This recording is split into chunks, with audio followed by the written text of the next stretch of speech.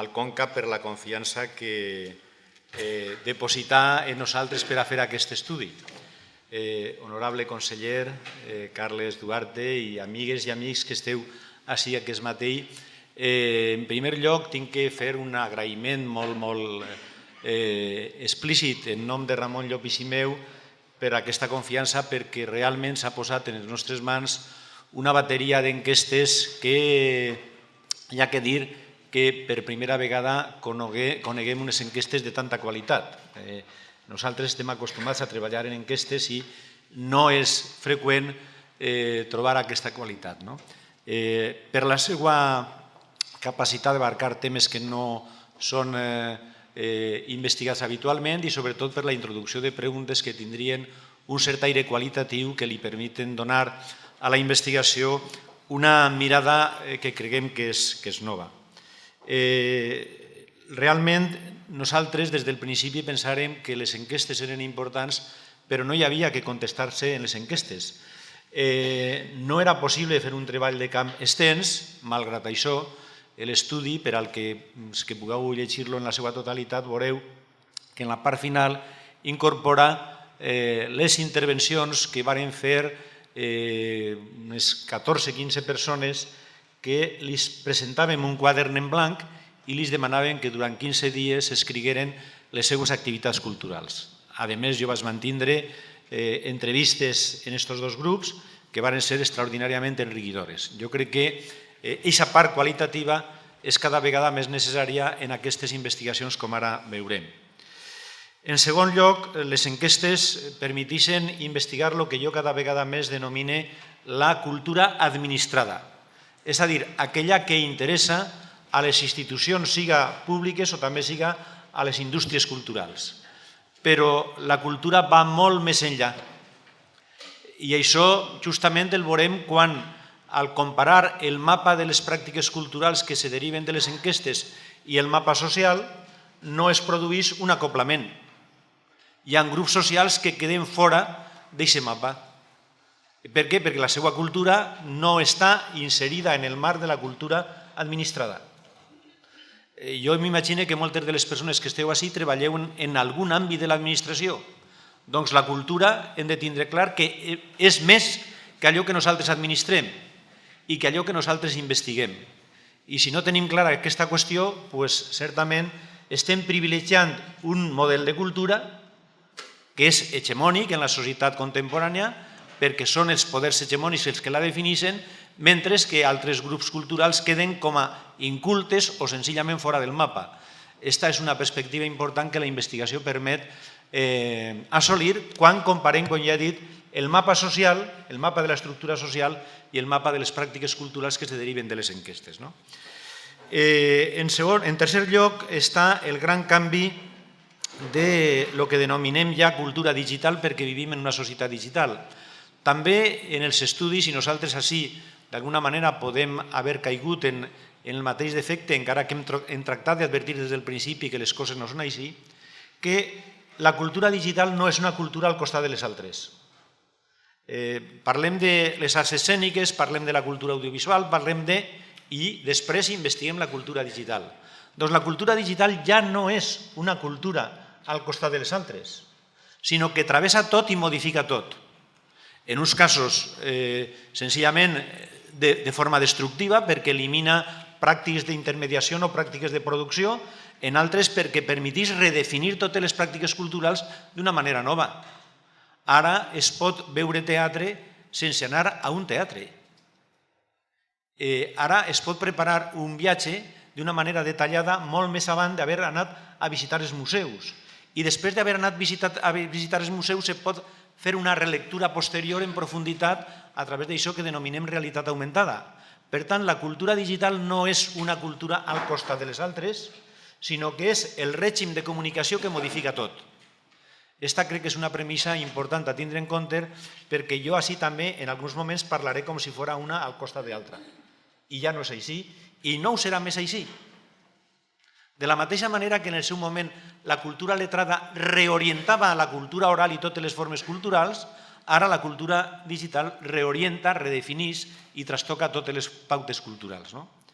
De manera que se podria dir que una institució, que un centre de gestió cultural estiga debatint si ha d'entrar en el món digital o no, no és una opció. Aquesta no és una opció. El món digital és la realitat en la qual vivim la cultura en la societat contemporània. Per tant, moltes vegades jo m'he trobat en la universitat. Nosaltres anem a fer cursos a través de les xarxes, anem a fer... Esta pregunta no té sentit. Quan un se fa aquesta pregunta significa que encara no ha comprès quin és el fons de la revolució que estem vivint. Per tant, aquesta seria una tercera qüestió. Després, ja he parlat de la qualitat del qüestionari i m'agradaria continuar les paraules que ha dit l'honorable conseller, que estem en un món que comença. No hem de veure tant les coses com que estem en un món que acaba, sinó que estem en un món que comença i que no sabem ben bé cap a on va ni com controlar-lo perquè ningú el controla. En tot cas, el que sí que hi ha és una cosa clara. En aquest món el paper central el té el mercat. I cada vegada més la mercantilització de tot és la dinàmica fonamental. Les polítiques tindran que decidir en quina mesura volen entrar en aquest món en funció de les seues capacitats o no, perquè avui per avui aquesta és la realitat.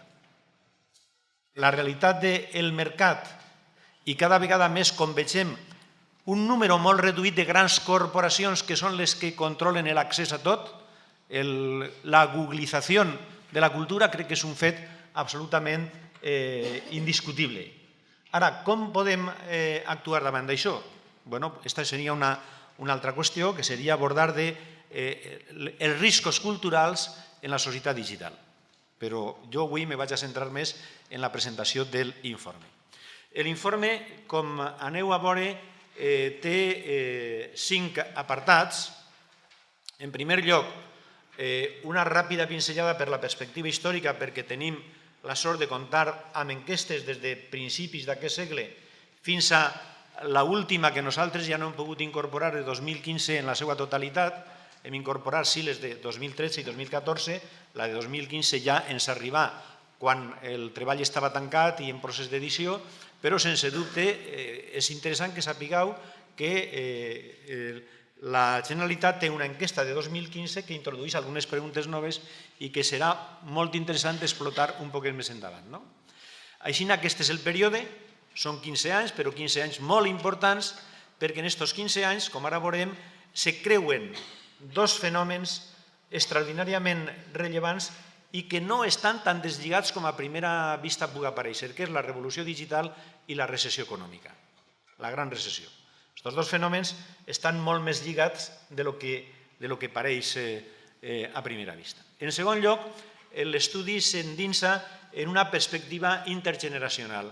És a dir, les preguntes són molt clares. Entre les persones que tenen menys de 30 anys i les persones que tenen més de 30 anys, hi ha diferències rellevants?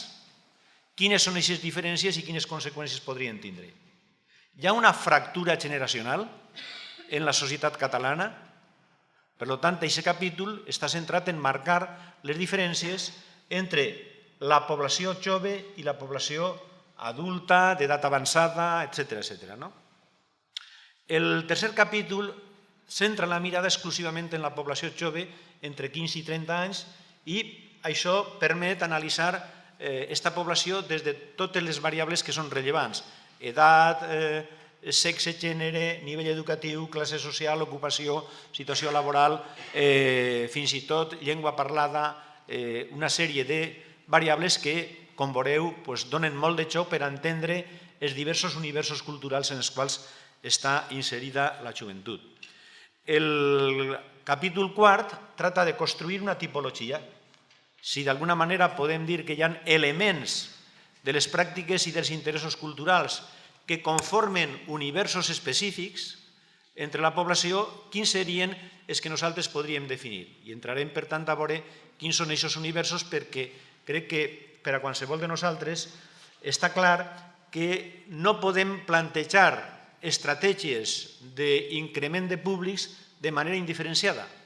Si els públics estan estructurats socioculturalment, els missatges i les formes d'apropar-se a ells tindran que tindre en compte aquestes diferències.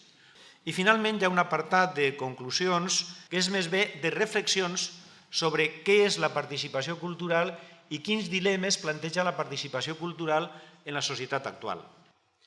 Bé, comencem per el primer apartat, l'evolució històrica. En aquest apartat, com ja crec que ha quedat reflectit en intervencions anteriors a la meva i en la meva, hi ha dos fenòmens fonamentals que queden molt clarament reflexats en l'enquesta. D'un costat, l'impacte de la gran recessió, que quan estudiem aquesta sèrie de dades des de 2000 fins a 2015, podem diferenciar dos moments molt clarament. Es podria pensar que aquests moments són 2001-2007 i després 2008 fins a l'actualitat. En realitat, el que les dades de l'enquesta ens indiquen és que el primer moment és de 2001 a 2012, en què podem observar un increment de la participació en totes les activitats. La taula 1 i la taula 2 de l'estudi mostren com s'ha produït un increment d'aquesta participació a través, en primer lloc, d'una mirada indirecta.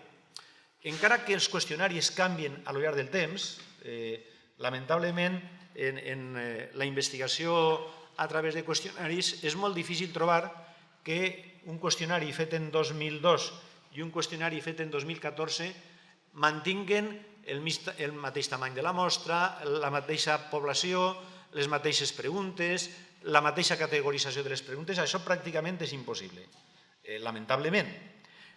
Però en totes les preguntes sempre hi ha un ítem que és absolutament comparable i és aquells que no fan una pràctica cultural. Pot variar si la fan amb freqüència setmanal, mensual, trimestral, anual, però sempre queda una que és jo mai vaig al teatre, jo mai vaig al cinema, jo mai escolte música. A través de les respostes a aquesta pregunta, nosaltres podem veure si se produeix una major o menor penetració d'una pràctica en la societat. Doncs totes les pràctiques culturals explorades, totes, tenen un increment de la penetració. Ara, aquest increment moltes vegades és molt reduït i en altres ocasions és molt gran, molt espectacular. Tot el que tinga a veure amb l'univers digital, audiovisual digital, té una expansió rapidíssima en els 3 i 5 últims anys. A partir de l'aparició dels telèfons intel·ligents, l'expansió de lo digital és aclaparadora, mentre que altres pràctiques, el teatre o l'òpera, tenen uns creixements a vegades de dècimes que fins i tot se podrien considerar que estan dintre del marge de l'error estadístic de l'enquesta. Així que una aproximació primera d'aquesta manera ens permet dir que fins a 2012 estava creixent la impregnació de la societat en general de les pràctiques culturals que nosaltres investiguem així. Però, certament, a partir de 2012, les enquestes que tenim, el que mostren és una contracció i reducció de lo que denominem pràctiques oneroses. Pràctiques oneroses són aquelles que comporten eixir de casa, pagar una entrada, utilitzar el cotxe per al desplaçament i altres despeses complementàries, si voleu comprar-se unes palomites en el cine o anar a sopar amb els amics, etc. Totes aquestes pràctiques que d'alguna manera no solament comporten el pagament d'una entrada, sinó altres activitats que estan clarament vinculades i que totes elles suposen una despesa econòmica. Aquestes pràctiques entren clarament en contracció i en crisi, en uns casos més que en altres, però entren en crisi.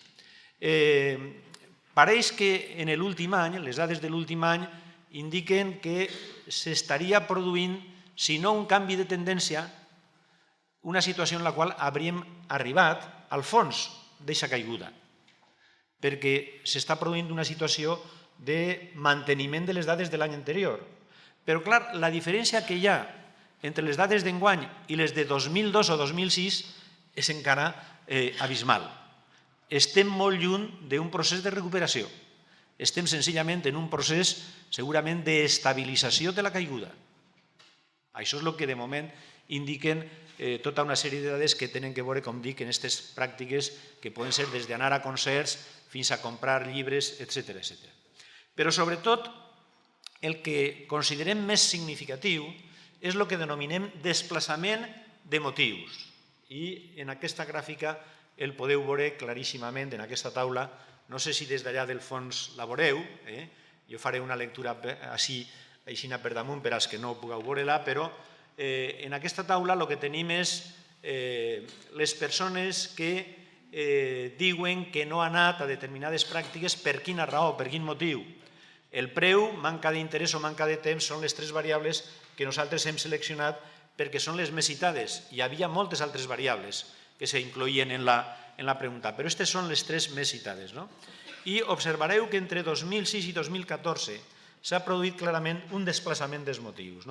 Mentre que en 2006 el preu era una pràctica que un 11% deia que no anava a aquesta pràctica per aquesta raó, en el 2014 és el 49%.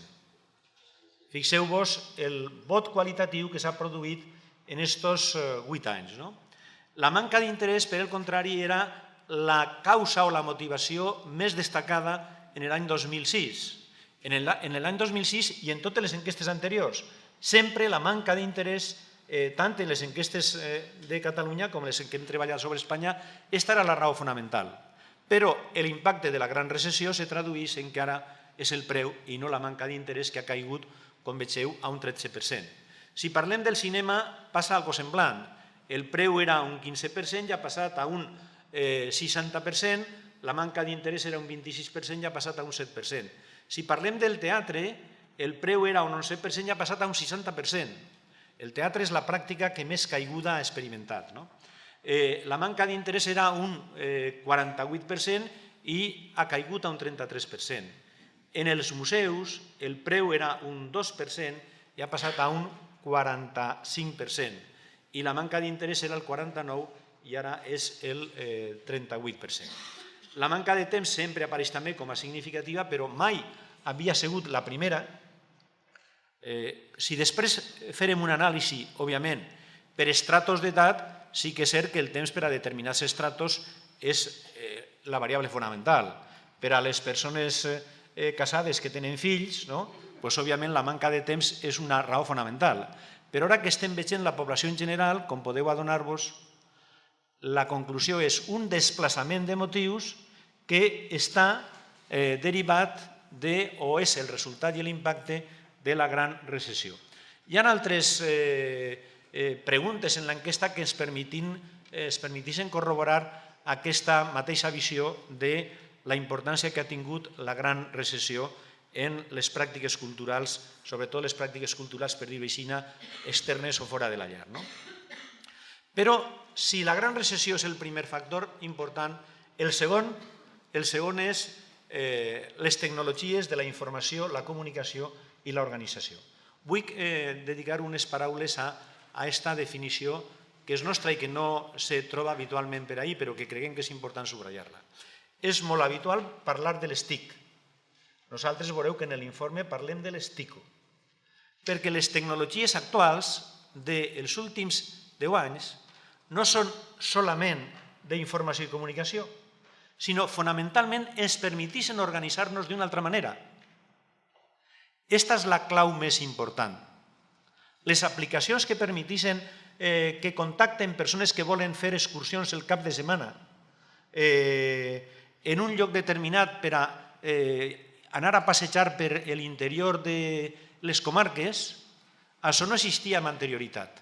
Per tant, no són solament tecnologies per a informar i comunicar que en aquest lloc tu te trobaràs determinada informació, determinat material cultural d'interès o determinades pràctiques culturals, sinó organitzar-se amb persones que no coneixies amb anterioritat.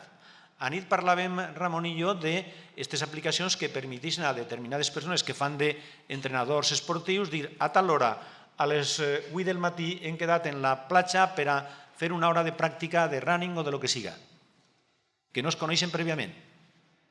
Són tecnologies cada vegada més de l'organització, noves formes d'organització social. I això crec que és important perquè en l'enquesta es veu i també es veia en el treball de camp quan hi havia interlocutors meus que em deien mira, a l'hora de classe, sí, estem en l'aula, però nosaltres quedem i se n'anem a meitat de classe perquè és una pèrdua de temps i preferim anar-se'n a fer una altra activitat. O estem estudiant en la biblioteca, cada un està en el seu lloc i s'enviem un missatge, o en distintes biblioteques i quedem. Aquestes tecnologies permetixen organitzar la vida social d'una manera completament diferent. Com se poden utilitzar en l'àmbit de la cultura, de les pràctiques culturals? Jo crec que estem al principi de totes les potencialitats que tindran, però volíem subratllar aquesta idea. No és sols informació i comunicació, és també organització. A més, podem observar com de l'ordinador de sobretaula o fins i tot de l'ordinador portàtil cada vegada s'està passant més al mòbil, el mòbil que li diguem telèfon però no és un telèfon, és tantíssimes coses que no sabem denominar ben bé, i que permetís l'accés continu, ubicu, permanent, en qualsevol lloc, a internet. Si durant molt de temps l'accés a internet fou en l'espai professional, després va ser en la casa, ara l'accés a internet és on es troba la persona. I 24 hores és el que podem denominar l'accés en trànsit. Vas en l'autobús i estàs connectat a internet. Estàs en la cafeteria i estàs connectat a internet. Estàs en el llit i estàs connectat a internet. Les 24 hores, la connectivitat permanent, que és el que mostren les entrevistes que fem personalment, la connectivitat permanent és un canvi radical que s'ha produït en els 5 últims anys. No existia amb anterioritat, per tant, així, clar, quan tractem de comparar amb les enquestes de 2002, 2003, no hi ha possibilitat de comparar res. I com transformarà les pràctiques culturals aquest fenomen encara està per veure. Per tant, una tendència a la universalització, diversitat d'usos cada vegada més gran a través de la xarxa i de la comunicació mòbil i un percentatge de temps quotidià dedicat a l'ús de la connexió a internet creixent. Especialment aquí la fractura entre les generacions joves i les generacions majors és grandíssima. En definitiva, per tant, estem en un procés d'immersió en la societat digital. La societat catalana està immersa ja, tota ella en la societat digital, però podem dir que els distints grups socials, especialment en funció de l'edat i el nivell educatiu, tenen una immersió plena, madura, o una immersió que progressa ràpidament d'una enquesta per a una altra, però que encara és residual quan parlem de persones de més de 64 anys. És creixent, és molt creixent i creix molt ràpidament, perquè els percentatges de partida eren molt baixos, però, en definitiva, encara estem parlant de percentatges del 33%, quan entre la població jove el percentatge és de saturació universal.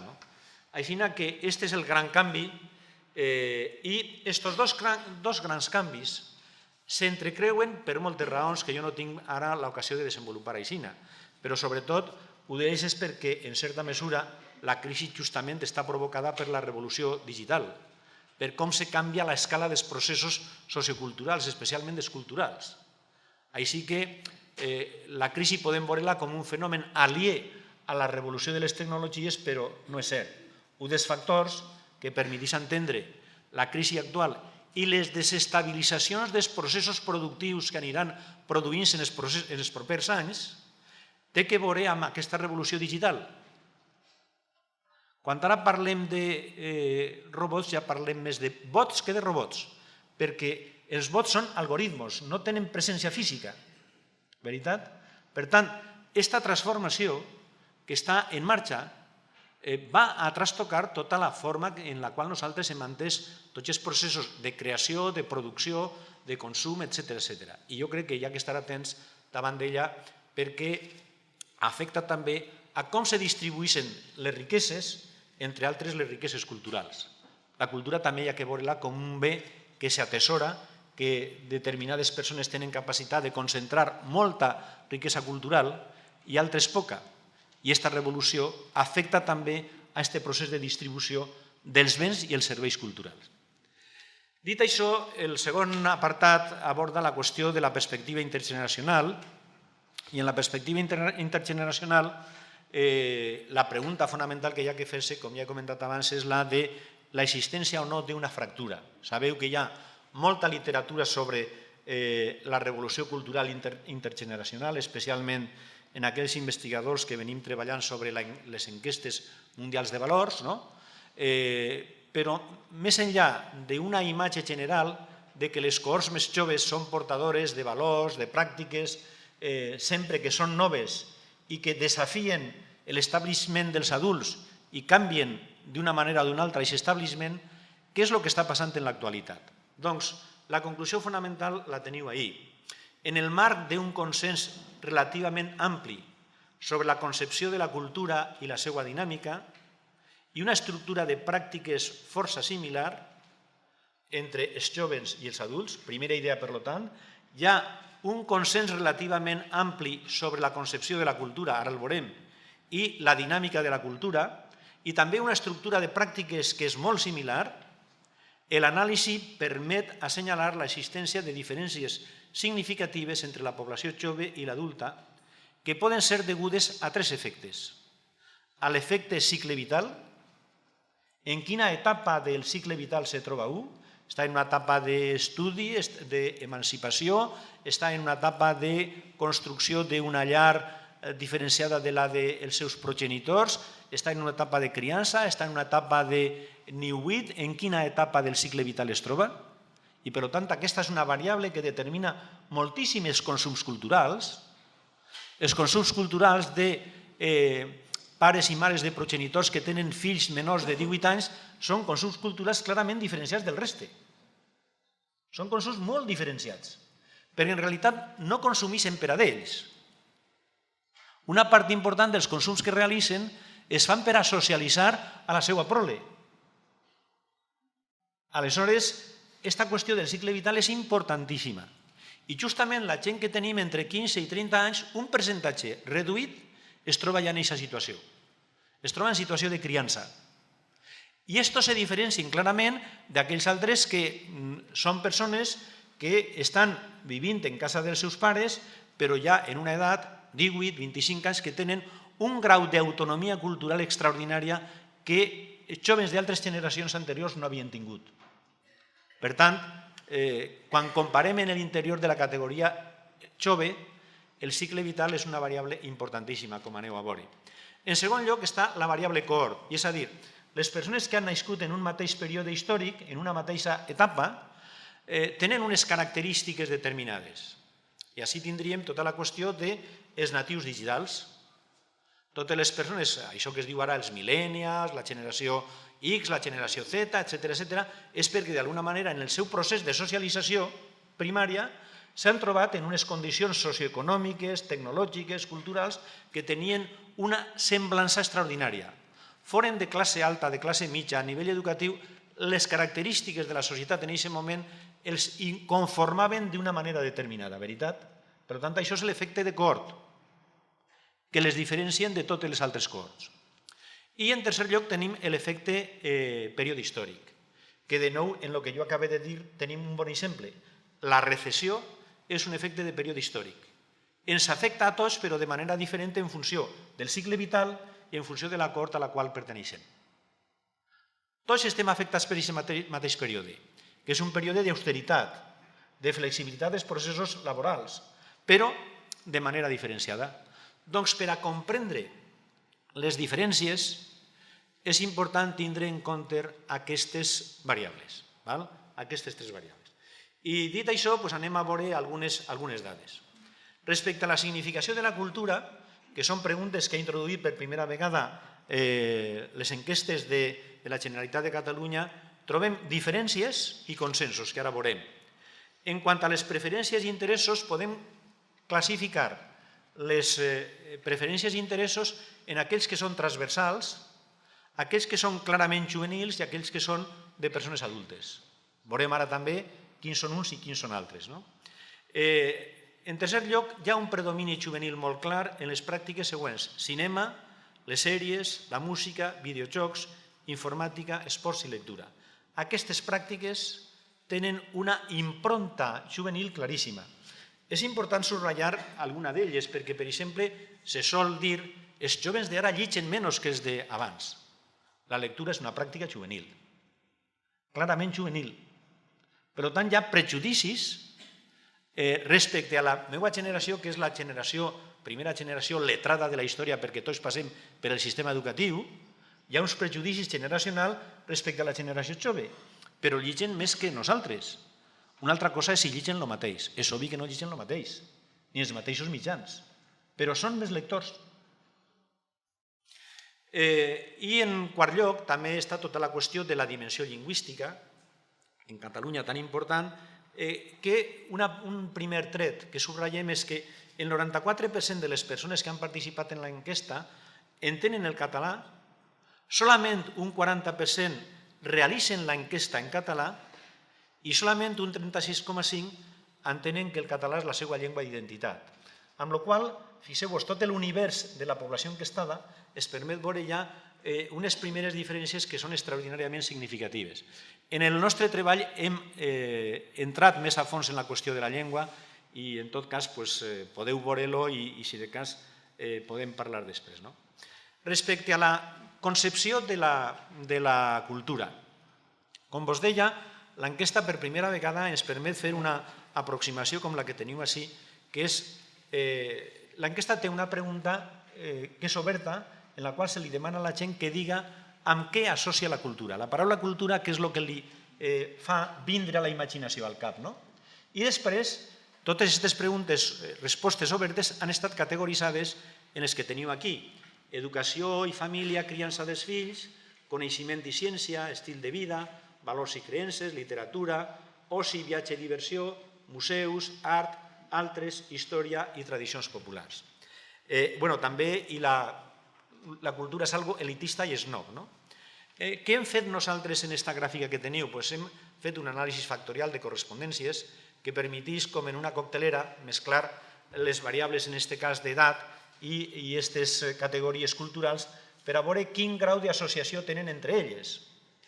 El que estem veient és com si estiguérem fent una reacció química per a veure quins elements químics s'atrauen i quins elements es repel·lixen.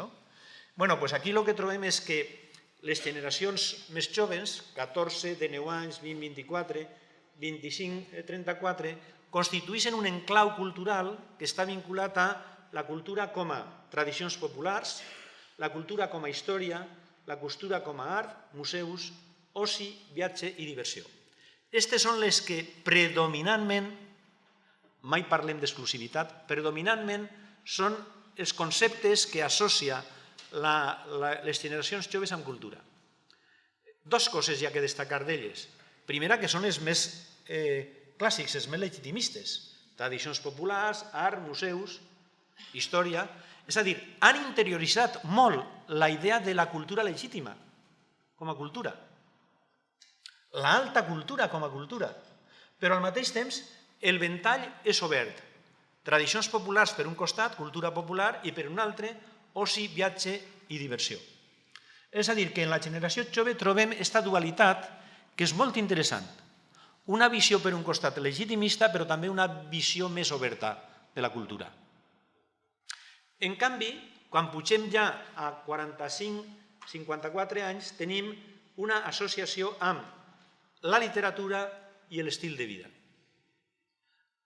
Peguem un vot a la cohort 55-64 anys i ahir l'associació és amb coneixement i ciència, valors i creences. I quan anem a les persones més majors, educació, família, criança dels fills, una bona socialització dels fills, no m'interessa, la cultura és algo que ja no m'interessa, o sigui que una dualitat també curiosa, la cultura ja no va amb mi, o la cultura és socialització. I queda fora de qualsevol agrupació, la cultura és algo elitista i snob. De qualsevol agrupació per edat, per altres variables no. Per tant, jo crec que així vegem com hi ha una diferenciació clara en funció de l'edat de quins són els significats fonamentals que té la cultura per a cada una de les cohorts. Però al mateix temps que vegem aquesta diferència, vegem també tota una sèrie de trets comuns. Aquesta és una taula que té moltes dades i que no vaig a llegir totes, però sí assenyalar algunes que són molt significatives. La taula, per al que vulgui analitzar-la, com la teniu en l'informe que se pot descarregar, podeu veure les dues idees que jo vaig a subratllar. La primera idea que jo vaig a subratllar és que si un podia imaginar en una hipòtesi que el món cultural dels joves és radicalment diferent del món cultural de les persones majors, la resposta és no. L'estructura d'allò que se considera cultura, de lo que se considera oci o de lo que se considera indiferent, indistint, és absolutament idèntica. Malgrat tot, hi ha diferències significatives. Com se pot veure? Doncs mirem, així el que tenim és que a la gent se li han col·locat tota aquesta bateria d'activitats, des de llegir llibres, viatjar a visitar un museu, i se li ha dit que les classifique com a activitats culturals, d'oci o indistintes. Ràpidament, llegir llibres, cultura, 37% dels joves, 38% dels majors. Visitar un parc natural, oci, 46% dels joves, 48% dels majors. I així successivament. O sigui que els percentatges més elevats sempre s'ubiquen en la mateixa categoria, parlem dels joves o parlem dels majors.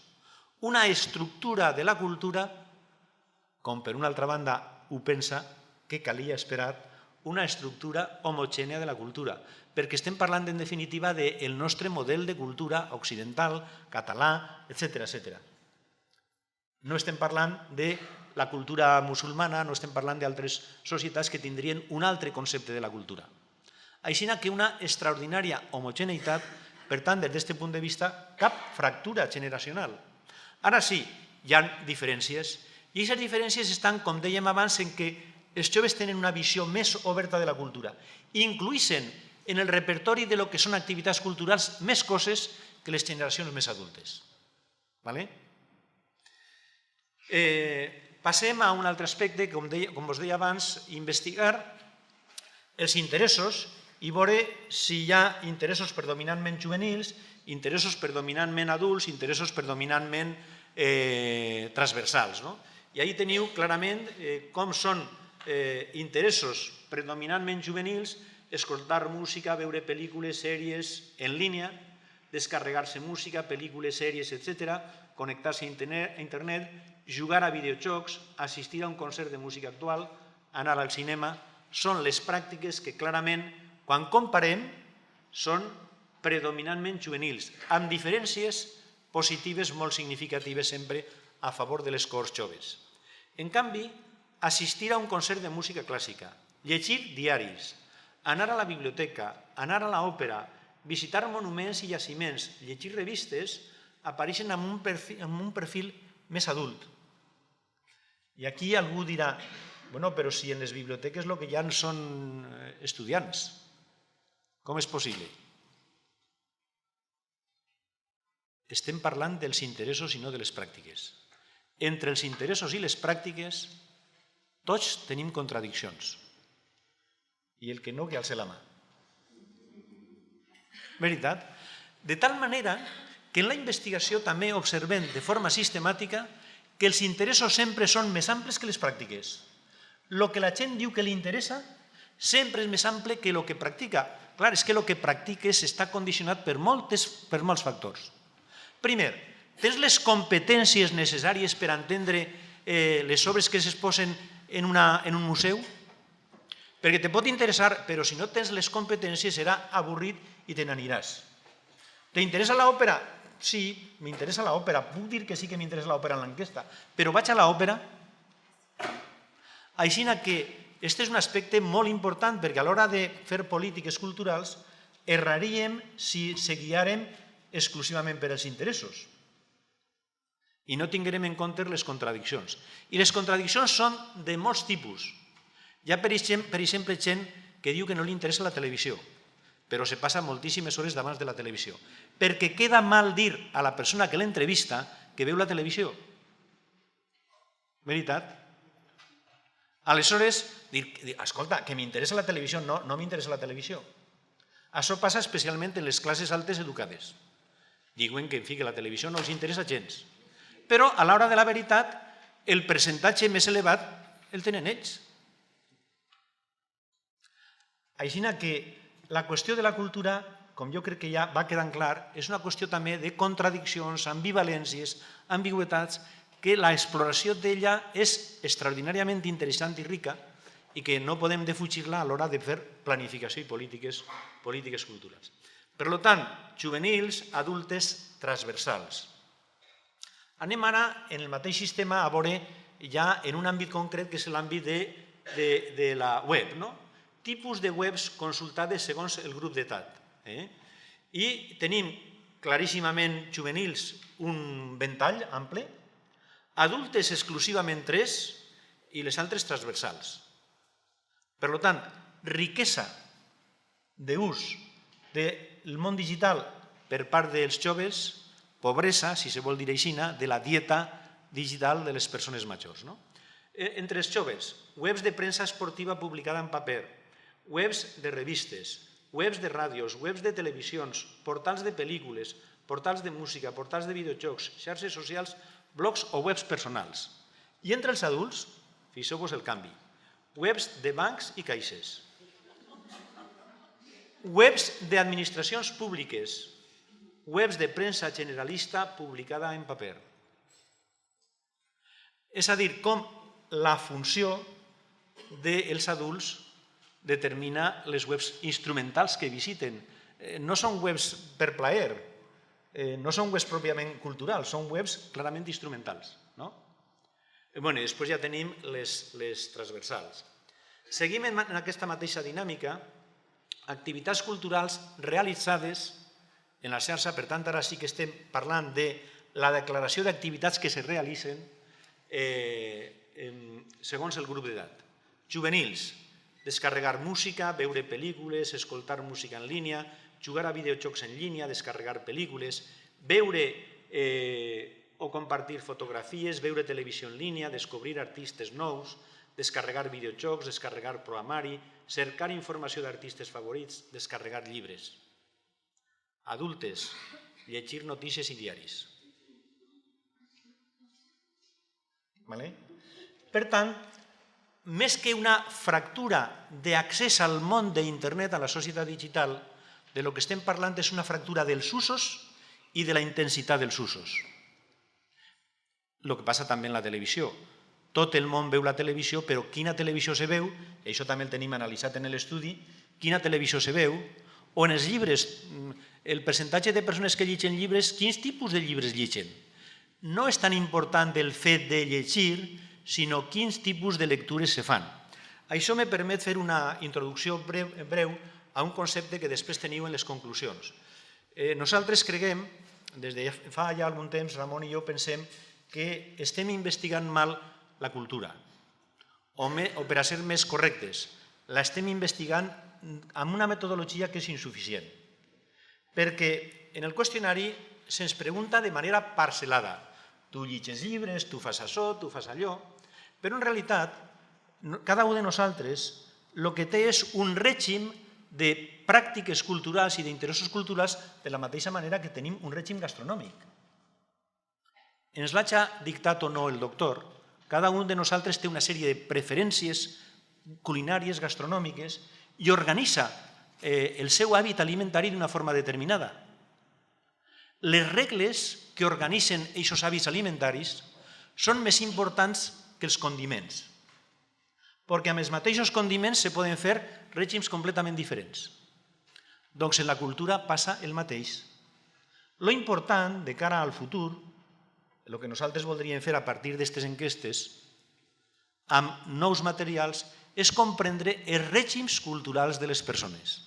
És a dir, a qui li agrada aquesta música, també li agrada aquest tipus de teatre, també fa aquest recorregut per la xarxa, també fa, i per el contrari, també rechaça, mai escoltaria tal música, mai veuria tals programes de televisió. Les coses que te desagraden són més importants per a definir el teu perfil que les coses que t'agraden, perquè són aquelles en les que poses la frontera.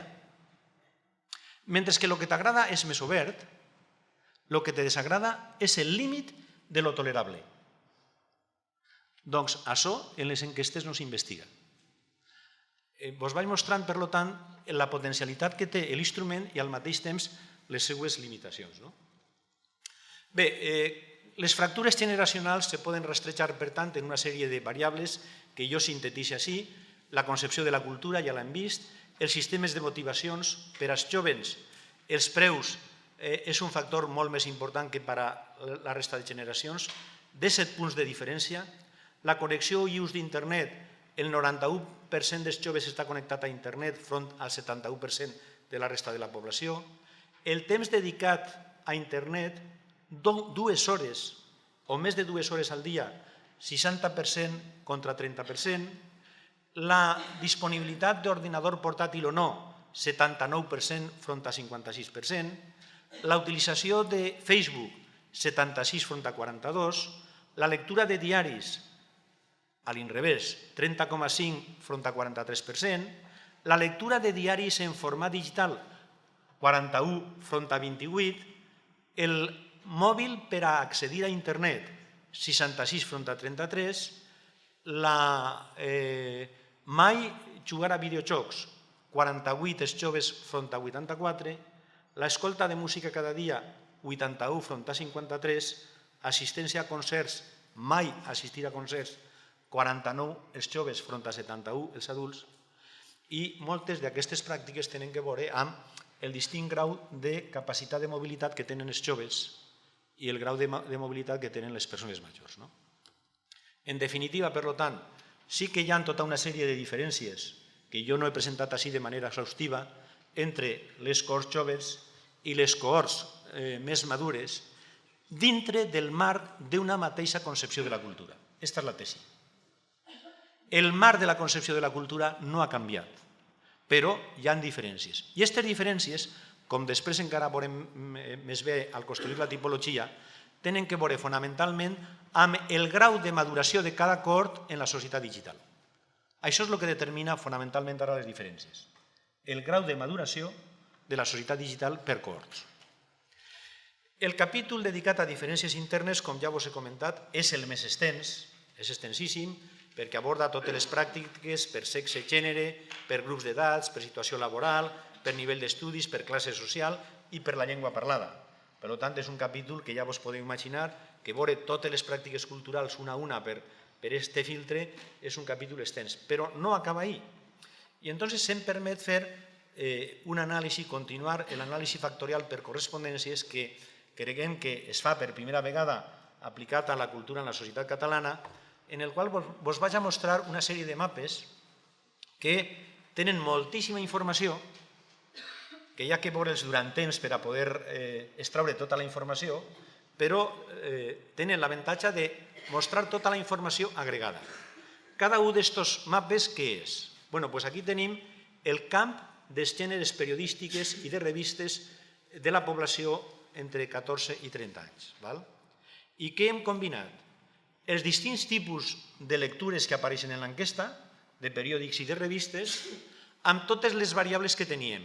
La variable sexe, la variable edat, la variable nivell educatiu, la variable ocupació, la variable ingressos, totes les variables que teníem. I a partir d'ahí hem mirat com estan associades aquestes lectures a determinades variables que tenen els individus. La primera dada extraordinàriament significativa, doncs que les lectures estan estructurades bàsicament per dos eixos, un eix horitzontal i un eix vertical. L'eix horitzontal dona, les lectures estan clarament diferenciades en funció del sexe-gènere. Dona igual que parlem aquí de la lectura de premsa de revistes que com ara després veurem de llibres. La variable que nosaltres no hem predeterminat en la investigació, sinó que és resultat del procediment metodològic i que serveix per a aquestes lectures com per a qualsevol altra, la variable més definitòria del món de les lectures és el sexe-gènere. Hi ha un món de lectures femenines i hi ha un món de lectures masculines. I després tenim aquí enmig les altres variables que, si us doneu compte, una d'elles, aquesta, és que fa una curvatura molt particular, és la del nivell educatiu. Allà dalt tenim les lectures dels que tenen el màxim nivell educatiu, tercer grau, segon cicle, diaris d'informació econòmica, revistes d'economia, les classes altes de major nivell educatiu. Ahí teniu aquest univers que està definit per dos variables, classe alta, nivell educatiu més alt. Veritat? Però, ja dic que com no anem a llegir el mapa en tota la totalitat, perquè pugueu interpretar-lo després vosaltres, on tenim la classe baixa? En una fletxa que ens indica que el mapa de les pràctiques culturals que hem contemplat les deixa fora del mapa. Enteneu ja el que jo deia abans, de que el mapa cultural i el mapa social no se corresponen, però no se corresponen perquè la classe baixa siga inculta, sinó perquè les pràctiques que hem considerat no tenen en compte les de les classes baixes. Este efecte, que solament el pots, intuïtivament nosaltres podem dir, sí, ja sabem que les classes populars són les classes més desfavorides, etc., però clar, així té una evidència demoledora, perquè ens qüestiona diverses coses. Primer, que les ignorem fins a tal punt que no sabem plantejar en les enquestes les preguntes que les identificarien.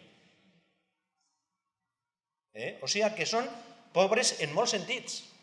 Pobres fins i tot des de la perspectiva de la mirada de la societat. La societat no sap mirar-les.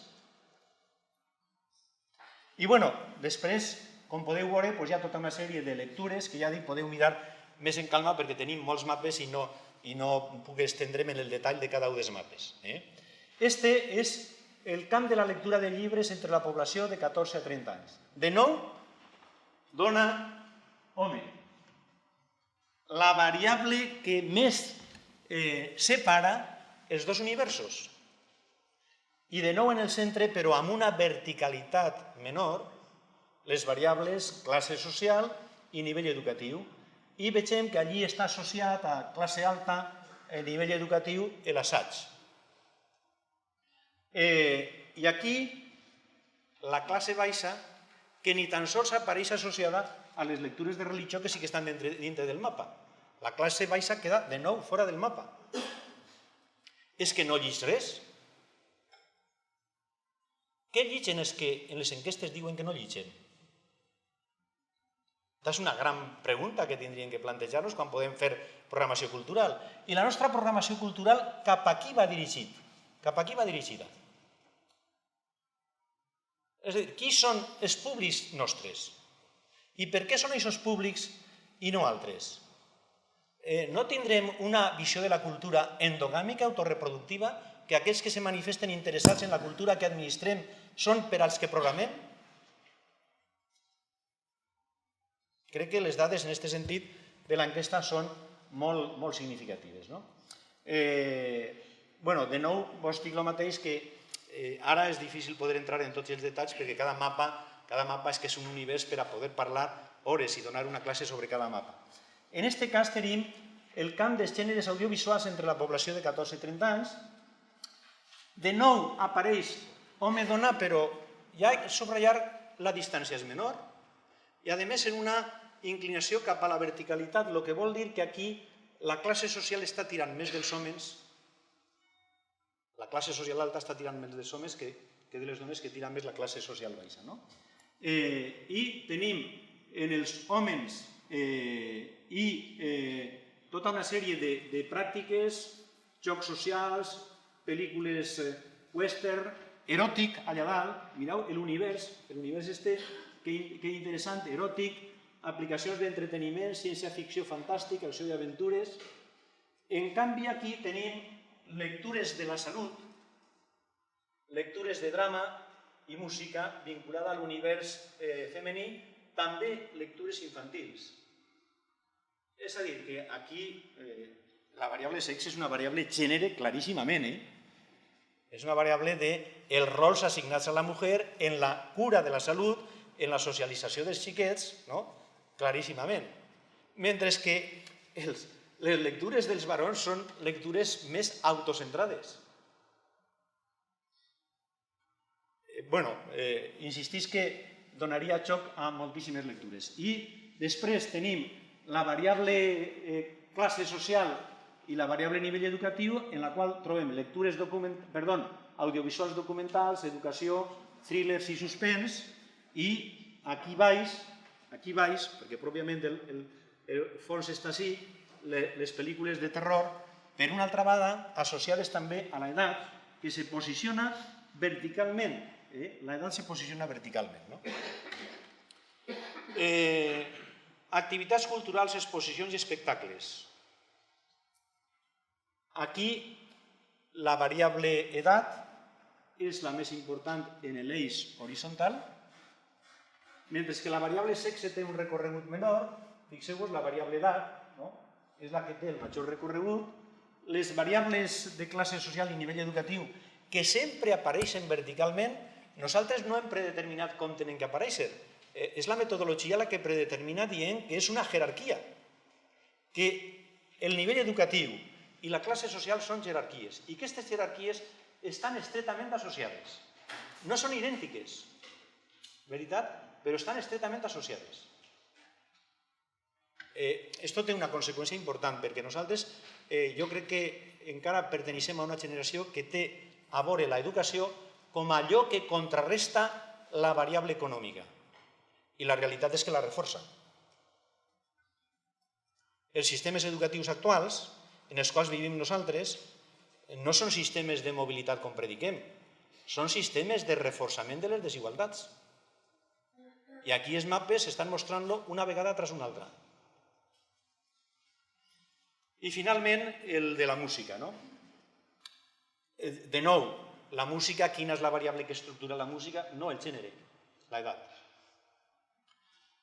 Solament parlant ja de les corts joves, imagineu-vos si haguérem introduït tot l'espectre de generacions, el mapa com s'estiraria, donada la importància de l'edat, doncs el mapa solament de les generacions joves ens diu que hi ha una sèrie de músiques vinculades a 14 de 9 anys, hi ha estudiants, barons, que són el heavy, l'electrònica, el hip-hop, que després tenim en el centre, tenim a la gent de 20-24 anys que estan vinculades al pop-rock fonamentalment i l'òpera, i que la gent més adulta, folk tradicional, músiques del món, música melòdica, cantautor, i que aquí l'espectre se diversifica de nou també en funció de la classe social i el nivell educatiu, i la classe baixa fora del mapa.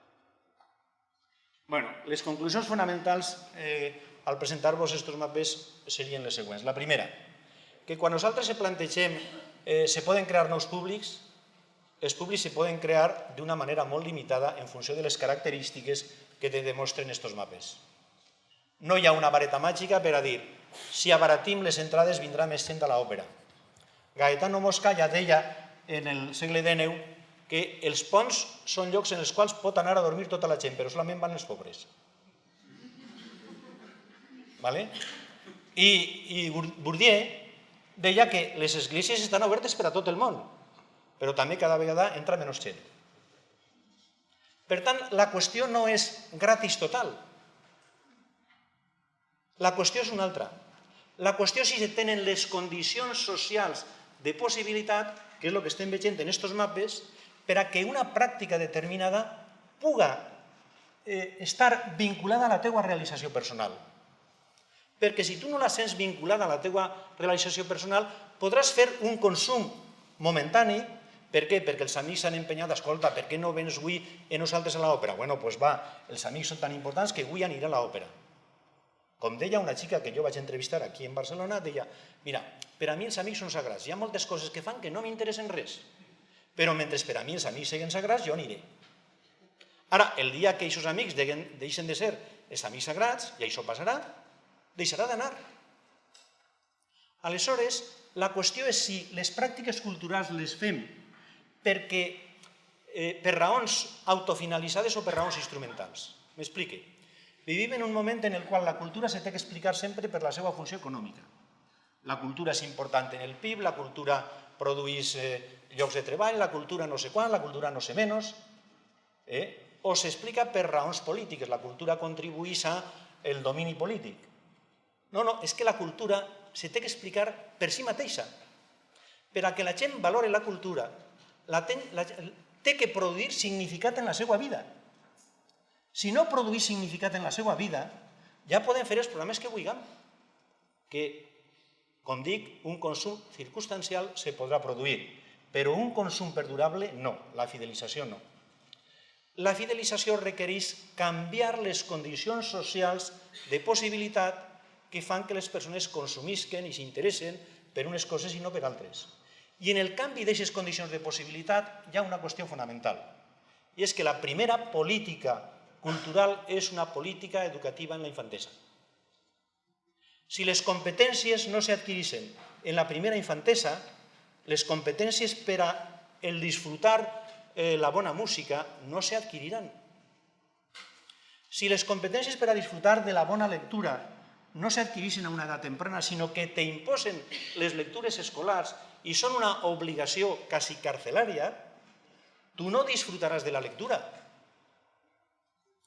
I per això trobem, en este com en altres casos, un exemple interessantíssim és el de l'òpera. El de l'òpera és un cas en el qual la gent jove, el percentatge de gent jove que va a l'òpera és superior al percentatge de gent jove que diu que li interessa. Per el contrari, quan parlem de la gent major de 64 anys, el percentatge de gent que diu que li interessa és sempre superior al percentatge de gent que va. Què s'ha produït entre aquests dos pols? Doncs que els joves van emmarcats en la institució familiar o escolar i, per tant, he d'anar. Forma part del procés de socialització. Me duen de la mà, com a la primera comunió. Veritat? Me duen de la mà. Però en el moment que jo me lliure, deixaré d'anar. Primera i última comunió. Vale? Compreneu? Per tant, forma part del procés de socialització, és important, però no genera les competències per a que això siga un plaer que signifique en la teua vida. I aquesta és la qüestió. Com transmitim la cultura?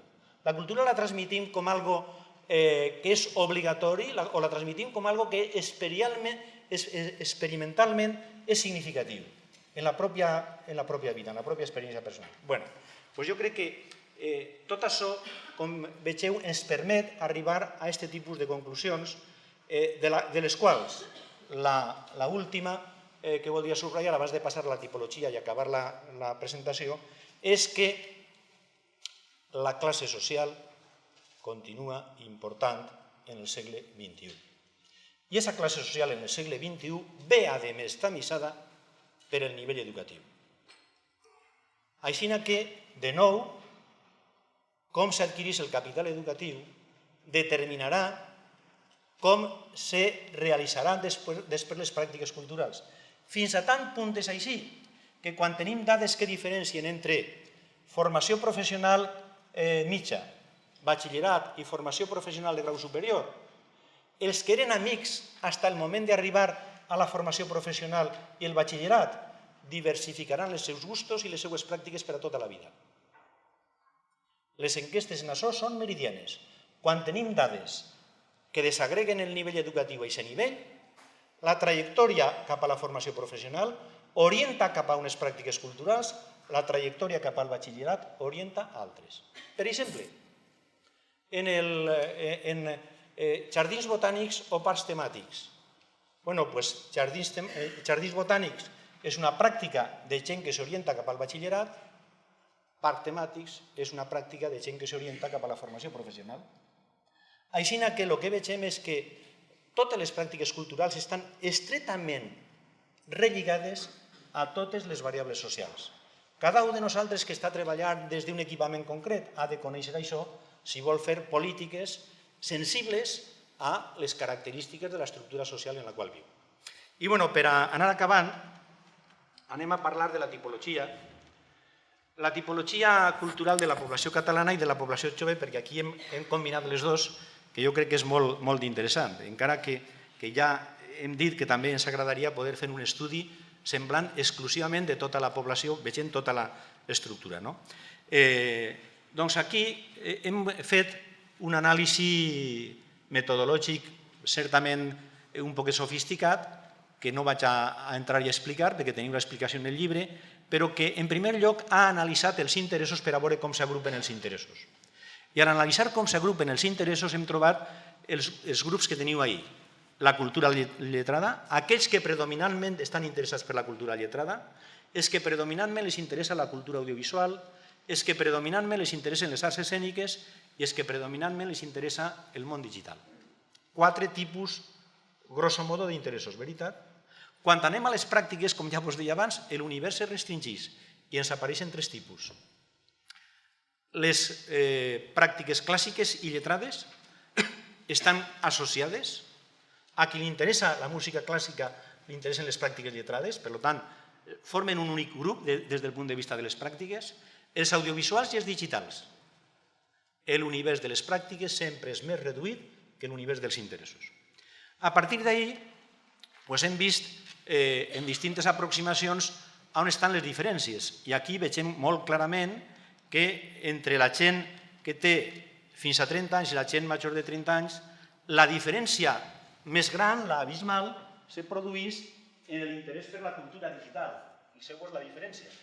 Mentre que les diferències no són tan significatives, són irrellevants realment en les arts escèniques i en la cultura audiovisual, i un poquet significatives en l'interès per la cultura lletrada.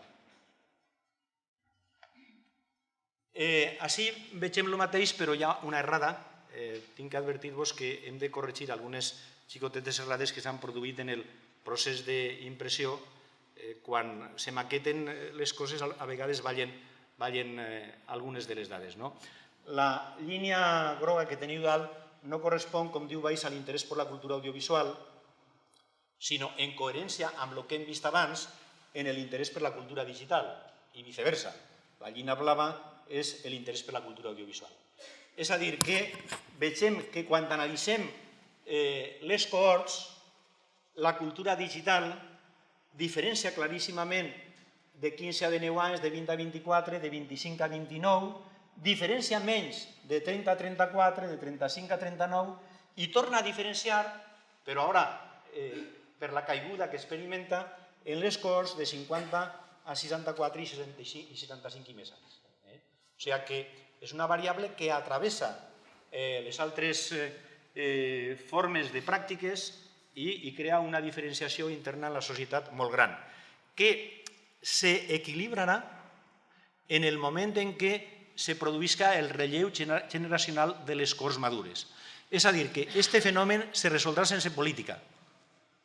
No hi ha que preocupar-se de molta política per a resoldre això. Se resoldrà sense política. Per tant, segurament, en la política que hi ha que pensar és en la política de la regulació d'internet, els riscos d'internet, com està dominat internet per el mercat, per les grans corporacions, què tipus de continguts podem afavorir en internet. Són altres polítiques i no l'accés. L'accés no és el problema. El problema està en un altre lloc. I seria, per tant, un error interpretar aquestes dades en el sentit que hem de fer polítiques per a les generacions majors, que no dic que no hi hagi que fer alguna cosa, però on està el problema veritablement important és en un altre lloc. La tipologia ens permet construir 6 tipus, ahí teniu la denominació, ara explicaré. El públic de cultura digital, el públic de cultura audiovisual, els desconnectats, no els interessa res, els, que difícil era denominar aquest grup i per tant hem fet una denominació, els anticultura audiovisual, o sigui, el que els defineix és que estan contra l'audiovisual. Hi ha gent que se defineix a la contra, se defineix per el no. Bueno, pues estos se defineixen per el no, no a l'audiovisual. El públic clàssic digital són capaços de combinar la cultura clàssica i la digital, que és el grup emergent més interessant, i el públic clàssic pur. Bueno, doncs ara podem veure aquests grups, jo crec que hauria d'acabar, no? Podem veure aquests grups tant entre la categoria dels joves com entre la categoria del conjunt de la població. En l'anell exterior teniu la seva presència o la seva representació percentual en el conjunt de la població. De tal manera que podem veure que el públic clàssic digital entre la població catalana és d'un 19%, mentre que entre la població jove és ja un 47%. Aquesta visió de nou de que no és possible combinar lo digital i lo clàssic és absurda. La nostra investigació mostra que és absolutament insostenible. Qui no saben combinar-lo segurament són qui la critiquen. O sigui, són aquells que estan en les edats més avançades. Però la realitat és que en la generació jove se produeix, com vegeu, una combinació extraordinària de lo digital i lo clàssic. Després tenim el públic desconnectat, que és un 14% en la població en general i un 3% en la població jove. Per tant, la població jove està més connectada a tota la cultura en general. Practica més cultura que el resto de la població. Una altra mitologia que hi ha que desterrar. El tercer grup és el públic anticultura audiovisual, que dona la casualitat que estos són el mateix percentatge tant en un cas com en l'altre. Si després voleu, vos llegiré les característiques d'aquest grup. El públic clàssic digital, 11,2 i 18 clàssic digital. Aquí algo se'ns ha escapat, no? Perquè el clàssic digital els tenim allà. El públic clàssic pur, 17,7. Ahí tenim, mira, Ramon, a veure, perquè jo crec que aquí, en el procés de maquetació, crec que se'ns ha escapat el... Anem a veure, és que l'error està... L'error està en que aquell és digital a soles, L'error està en que este és digital a soles. Jo quan estava explicant-lo ja me... Estes són digitals a soles, ¿vale? Borreu lo de clàssic digital. Este és digital, i este és el clàssic digital. El clàssic digital, que és un 11% en la població en general i un 18%, per tant, clarament superior, en la població jove. I, finalment, tenim els públics de clàssics purs, un 17% i un 8%. La visió de la cultura clàssica pura és una visió que podríem dir en procés també de no desaparició, perquè sempre quedaran clàssics purs, però en procés de residualització, perquè la capacitat de combinar digital i clàssic és, com vegeu, la dinàmica ascendent. Bé, doncs jo crec que aquesta tipologia, si hem de corregir aquestes xicotetes errades de maquetació, aquesta tipologia és extraordinàriament útil, primer, per a desmuntar tòpics i, segona, també per a plantejar-se polítiques. En el text teniu una descripció relativament detallada de les variables sociodemogràfiques que defineixen a cada un d'aquests grups, que és la següent transparència, però que jo, per raons de temps, no vaig a detallar així.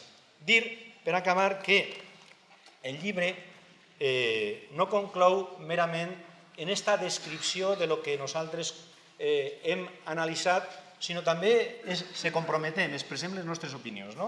I l'últim apartat, que es diu la participació cultural, trata d'explicar algunes de les línies que creguem que haurien d'orientar les polítiques de participació cultural. La primera idea és que hem de deixar de parlar de consum cultural. Les persones són consumidores, sí, tots som consumidors, però quan parlem de cultura, el consum sempre té una dimensió de participació. Fins a aquell consum que nosaltres considerem més passiu és creatiu. Així que el primer canvi de la mirada és veure en els altres, que tenen pràctiques diferents de nosaltres, persones que participen en la creació de la cultura que realitzen. En la mateixa mesura que nosaltres. Senzillament hem d'entendre els seus llenguatges, la seva lògica, i per què a ells els interessen. I solament si hi ha un diàleg a aquest nivell, realment podrem atraure'ls cap al nostre territori o nosaltres també bascular cap al seu territori. Però hem de canviar la mirada i pensar en clau de participació cultural. Moltes gràcies.